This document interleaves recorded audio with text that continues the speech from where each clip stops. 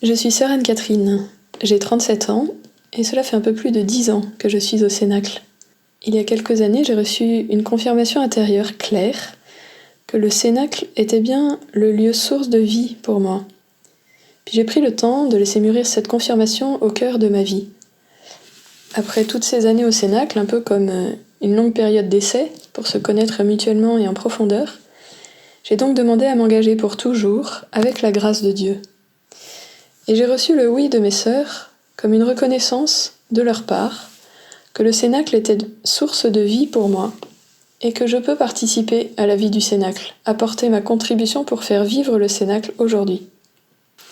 C'est un engagement public fait devant une large assemblée où quelques paroles changent la vie, et j'ai envie de dire fondent la vie. Un oui à Dieu, un oui à mes sœurs, un oui de mes sœurs, leur oui inspiré par Dieu, devant d'autres.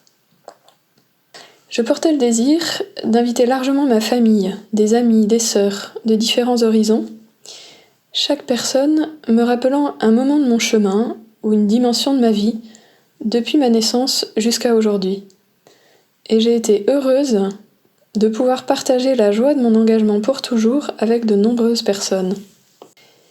J'ai choisi de placer un geste, le geste du lavement des pieds, au cœur de la célébration.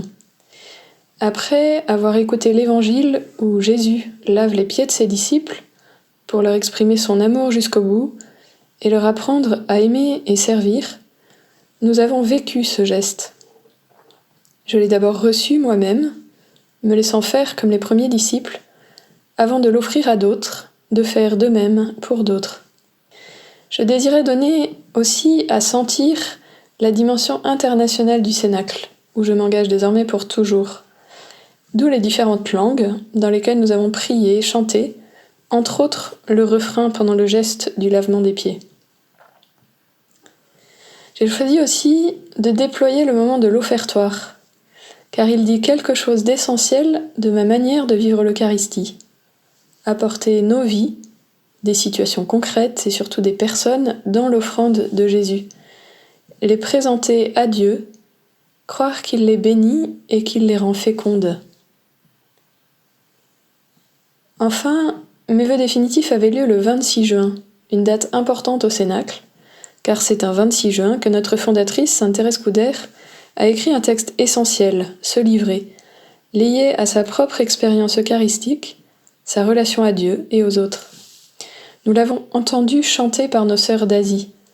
Le Christ s'est livré pour nous, pour moi, pour chacun, chacune, et je veux me livrer à son amour. Je suis envoyée dans la communauté du Kremlin-Bicêtre, au sud-est de Paris, pour une mission auprès des étudiants et jeunes professionnels, à la fois au service du diocèse de Créteil et au service du réseau ignatien Magis, pour de l'accompagnement spirituel, de la formation, de l'animation pastorale.